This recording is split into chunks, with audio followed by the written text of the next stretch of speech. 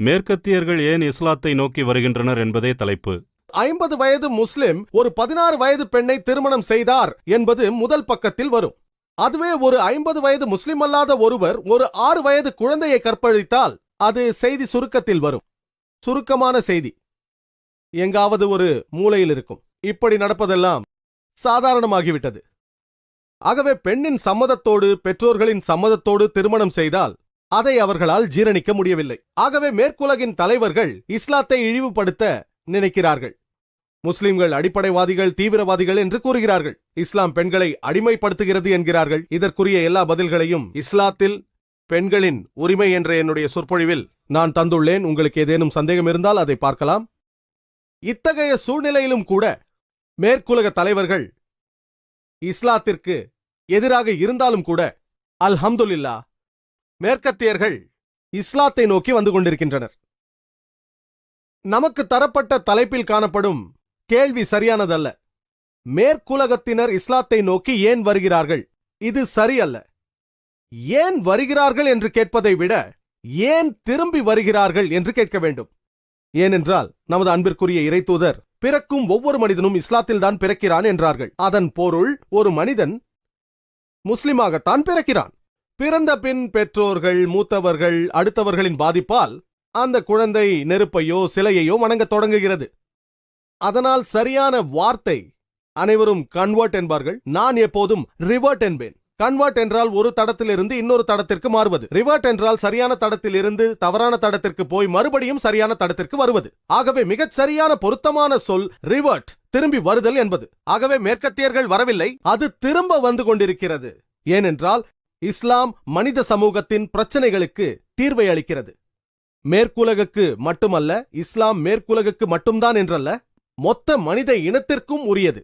ஒளிமிக்க திருக்குரான் அரபியர்களுக்கோ முஸ்லிம்களுக்கோ அல்லது மேற்கத்தியர்களுக்கோ மட்டுமல்லாமல் திருக்குரானில் குறிப்பிடப்பட்டுள்ளது. சூரா இப்ராஹிம் அத்தியாயம் 14 வசனம் 1 அலிஃப் லாம் ரா, மனிதர்களை அவர்களுடைய இறைவனின் அனுமதியை கொண்டு இருளிலிருந்து வெளியேற்றி பிரகாசத்தின் பால் நீர் கொண்டு வருவதற்காக இவ்வேதத்தை நாமே உமக்கு இறக்கியிருக்கின்றோம். முஸ்லிம்களுக்கு மட்டுமோ அரபிகளுக்கு மட்டுமோ அல்ல, திருக்குரான் அனைவருக்கும் வழிகாட்டும் ஒரு ஒளி விளக்காகும். குரான் கூறுகிறது சூரா பக்ரா அத்தியாயம் 2 வசனம் 185 ரமலான் மாதத்தில்தான் மனிதர்களுக்கு வழிகாட்டியாகவும் தெளிவான சான்றுகளை கொண்டதாகவும் மொத்த மனித இனத்திற்கும் வழிகாட்டியாகவும் இருக்கிறது. குரான் கூறுகிறது சூரா ஜுமர் அத்தியாயம் 39 வசனம் 41 நிச்சயமாக நாம் மனிதர்களுக்காக உண்மையை கொண்டு இவ்வேதத்தை உம்மீது இறக்கி வைத்தோம்.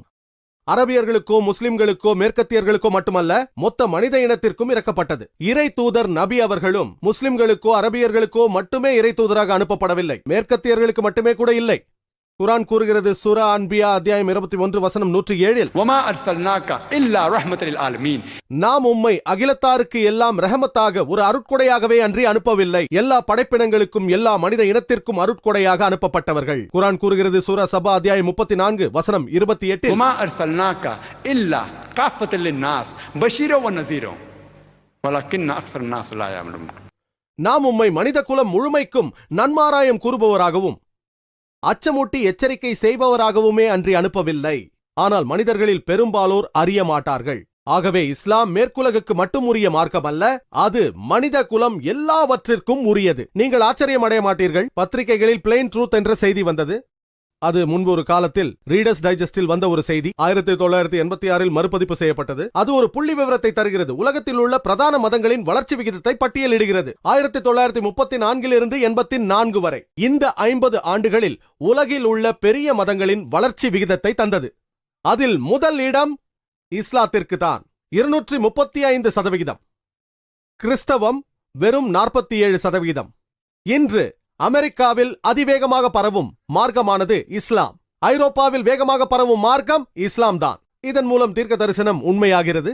திருக்குரானில் அல்லாஹ் சுப்ஹானஹு வ தஆலா கூறுகிறான் சூரா சஃபில் அத்தியாயம் 61 வசனம் 9 மேலும் சூரா தௌபா அத்தியாயம் 9 வசனம் 33 ஹுவல்லஸீ அர்ஸல ரசூலஹு பில் ஹுதா வ தீனில் ஹக் லியுஸ்ஹிரஹு அலா தீனி குல்லி, அவனே தன் தூதரை நேர் வழியுடனும் சத்திய மார்க்கத்துடனும் அனுப்பி வைத்தான்.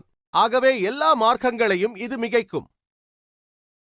எல்லா சாராம்சங்களையும் எல்லா வாழ்வு முறைகளையும், அது நாஸ்திகமாயினும் லௌகீகமாயினும் மார்க்சிசம் கம்யூனிசம், வெஸ்டர்னிசம் எதுவாயினும் அவற்றையெல்லாம் இஸ்லாம் வீஞ்சி நிற்கும், எல்லாவற்றிலும் மேலாண்மை பெறும், வெற்றி கொள்ளும்.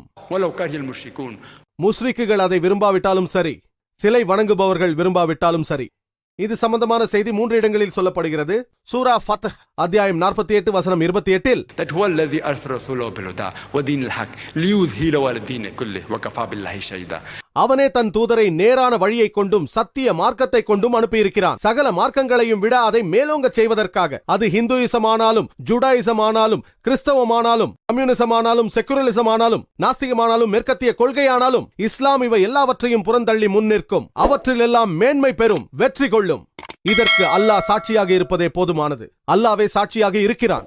இஸ்லாம் என்ற இந்த மார்க்கமானது உலகம் முழுவதும் பரவும்.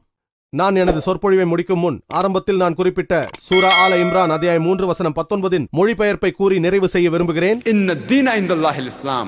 நிச்சயமாக இஸ்லாம் தான் அல்லாஹ்விடத்தில் ஒப்புக்கொள்ளப்பட்ட மார்க்கமாகும். وآخر دعوانا الحمد لله رب العالمين.